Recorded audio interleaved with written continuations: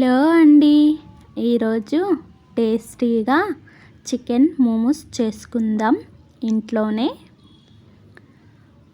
ముందుగా ఒక బౌల్ తీసుకొని కొద్దిగా మైదా పిండి వేసి రుచికి సరిపడా సాల్ట్, వాటర్ వేస్తూ నెమ్మదిగా కలుపుకోవాలి. చపాతీ పిండి కంటే కొంచెం గట్టిగా కలపాలి, ఎందుకంటే మనం డబల్ బాయిల్ చేసుకుంటాం కాబట్టి కొంచెం గట్టిగా కలుపుకోవాలి. అలా కలిపి కొద్దిసేపు పక్కన ఉంచుకోవాలి. ఒక కడాయిలో బోన్లెస్ చికెన్ తీసుకొని మెత్తగా మిక్సీ పట్టుకోవాలి.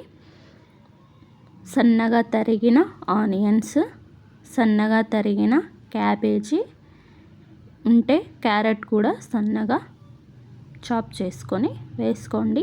నా దగ్గర క్యారెట్ లేదు, అందుకనేసి కొద్దిగా రుచికి సరిపడా సాల్ట్, పెప్పర్ పౌడర్, వెనిగర్,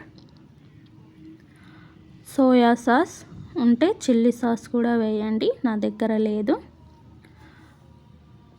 అలా 2 ముద్దలుగా చేసుకొని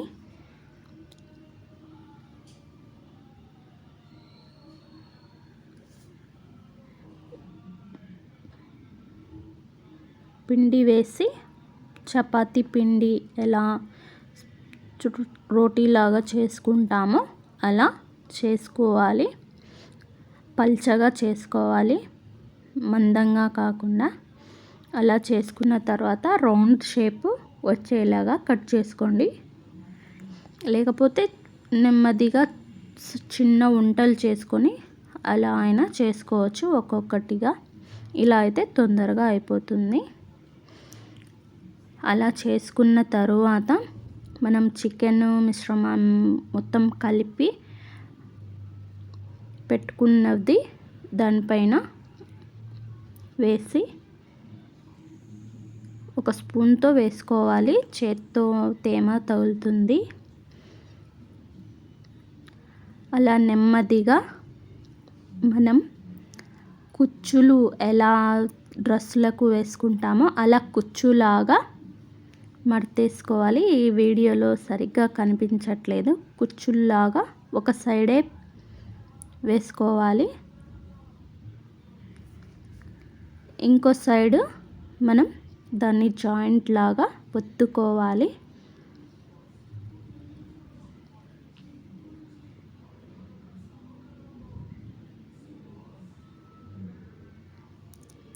నేను ఇది ఫస్ట్ టైం చేసిన మోమోస్ చాలా టేస్టీగా ఉన్నాయి. మా పిల్లలు కూడా చాలా ఇష్టంగా తిన్నారు. అలా ఒక గిన్నెలో వాటర్ వేసి జాలి గిన్నె దానిపైన పెట్టి మోమోస్ను పెట్టుకోవాలి. అన్నింటినీ పెట్టాక దానిపైన మూత పెట్టాలి.